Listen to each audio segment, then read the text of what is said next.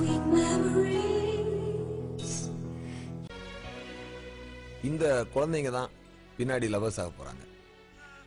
இவங்களுக்குள்ளதான் இந்த காதல் கதை நடக்க போகுது. இவங்க ரெண்டு பேரும் எப்படி சேர போறாங்க, இதாங்க கதை. இவங்க தான் சேர போறாங்க. எப்படி சேர போறாங்க?